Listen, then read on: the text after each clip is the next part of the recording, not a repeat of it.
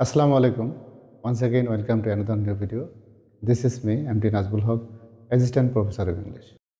Dear learners, let's get started the class. Okay? সুপ্রিয় শিক্ষার্থী, আজকের এই ক্লাসে আমি হ্যাভ এর ব্যবহার নিয়ে আলোচনা করব। সুপ্রিয় শিক্ষার্থী, বাক্যে এই হ্যাভ ভার্বটা দুইভাবে ব্যবহার হয়।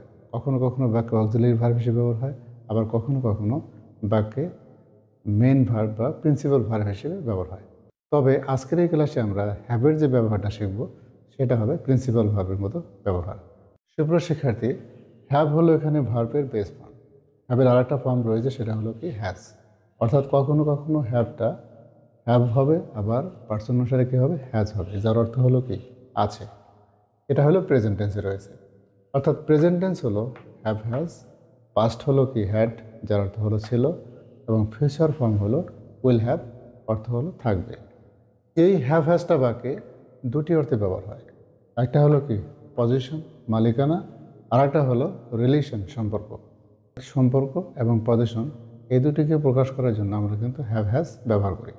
সুপ্রিয় শিক্ষার্থী, এখানে লক্ষ্য করুন যে কখন হ্যাভ বসে, যখন সাবজেক্ট আই, ইউ, উই, দে বা যে কোনো নাউন প্লুরাল যদি হয়, যে কোনো নাউন প্লুরাল হলেই তারপর কি আনতে হবে, হ্যাভ। আর যদি সিঙ্গুলার হয়, একজন অথবা একটি হয়, তখন কি ব্যবহার করতে হবে, হ্যাজ। তবে হ্যাড সব জায়গাতেই ব্যবহার হয়। উইল হ্যাভ যে কোনো পার্সন বা সাবজেক্টের ক্ষেত্রেই ব্যবহার করা হয়। শুধু হ্যাজের ক্ষেত্রে আপনাকে একটু হ্যাভ এবং হ্যাজের ক্ষেত্রে আপনাকে একটু লক্ষ্য রাখতে হবে যে কোন সাবজেক্টের পরে হ্যাভ এবং কোন সাবজেক্টের পরে হ্যাজ হয়। এখানে একটু রাইট ডাউন করে নিন, আশা করি আপনাদের এটা ক্লিয়ার হয়ে যাবে। ওকে, দেখুন আমরা এখন উদাহরণের মাধ্যমে চেষ্টা করব এই পজিশন এবং রিলেশন সম্পর্কটা, পজিশন এবং রিলেশন কখন কীভাবে ব্যবহার হবে সেটা ক্লিয়ার করার জন্য। দেখুন আমি লিখলাম তার একটি কলম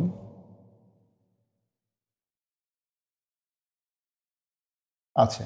দেখুন এই বাক্যটিতে কিন্তু আছে শব্দটি উল্লেখ রয়েছে এবং শুরুতে কী রয়েছে, সাবজেক্ট। এই বাক্যের অর্থে বোঝা যাচ্ছে যে এই সাবজেক্টের অধীনে কোনো কিছু আছে, অর্থাৎ তার মালিকানা বা পজিশন অর্থটা প্রকাশ পাচ্ছে। কিন্তু এখানে আমরা সাবজেক্ট কী দেখতে পাচ্ছি, তার। এখানে তাহলে কী আনতে হবে, হি অথবা সি। আমরা হি নিয়ে আসলাম, যেহেতু হিটা হলো থার্ড পারসন সিঙ্গুলার, এক্ষেত্রে আমাকে কী আনতে হবে, হ্যাভ কিন্তু নিয়ে আসা যাবে না, হ্যাজ আনতে হবে। তাহলে হির সাথে কী হবে, হ্যাজ। কী রয়েছে, pen. He has a pen. তার একটি কলম আছে, এটা কিন্তু সম্পর্ক বোঝায়নি, এটা কি বোঝালো, পজিশন। আবার দেখুন যদি আমরা এগুলো পাস্ট করে দিই তাহলে কি হবে, তার একটি কলম ছিল। দেখুন সব ঠিক আছে, বাক্যের শেষে কি ছিল। আমরা জানি এই ছিল এর কিন্তু আরও ইংরেজি রয়েছে, সেটা হলো ওয়াজ এবং ওয়ার। কিন্তু আমরা এখানে দেখতে পাচ্ছি যে এই সাবজেক্টের অধীনে কোনো কিছু ছিল, তার মানে কি বোঝাচ্ছে এখানে, মালিকানা। অতএব মালিকানা বোঝালে যদি বাক্যের শেষে কি থাকে, ছিল, তখন আপনাকে কি আনতে হবে, হ্যাড ব্যবহার করতে হবে। আমরা আবার যথারীতি কী আনবো এখানে, হি। যেহেতু তার অধীনে কোনো কিছু ছিল এই জন্য কি নিয়ে আসলাম, হ্যাড আ পেন। দেখুন তার একটি কলম ছিল। এবার আমরা যদি এটাকে ফিউচার করে দিই তাহলে কি হবে, তার একটি কলম থাকবে। দেখুন যখন আছে তখন কি নিয়ে আসলাম, হ্যাজ। ছিল থাকার কারণে কি নিয়ে আসলাম, হ্যাড। এবার কি রয়েছে দেখুন, বাক্যের শেষে থাকবে, তখন কিন্তু আমাকে কি ব্যবহার করতে হবে, এই উইল হ্যাভ।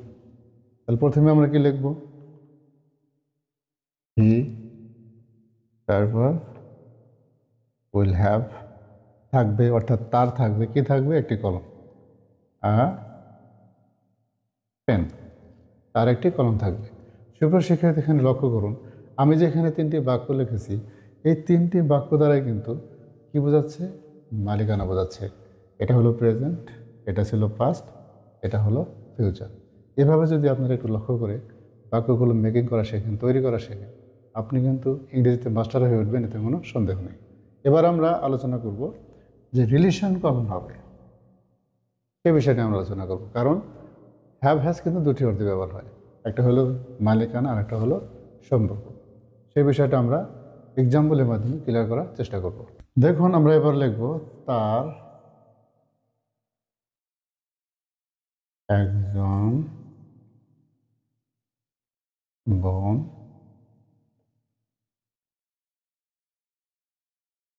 আছে। দেখুন এখানেও কিন্তু আছে, কিন্তু এখন যদি আপনাকে বলা হয় যে এই বাক্যের দ্বারা আসলে কি পজিশন বোঝাচ্ছে না সম্পর্ক বোঝাচ্ছে, অবভিয়াসলি কি বোঝাচ্ছে? সম্পর্ক বোঝাচ্ছে। ওকে, কারণ তার একজন কি আছে? বোন আছে। প্রথমে তাহলে আমরা কি লিখব? হি, যেহেতু তার হি হবে। তারপর থার্ড পারসন সিঙ্গুলার হওয়ার কারণে কি নিয়ে আসবে? Has a sister. তার একজন বোন আছে। এখন আমি যদি বলি তার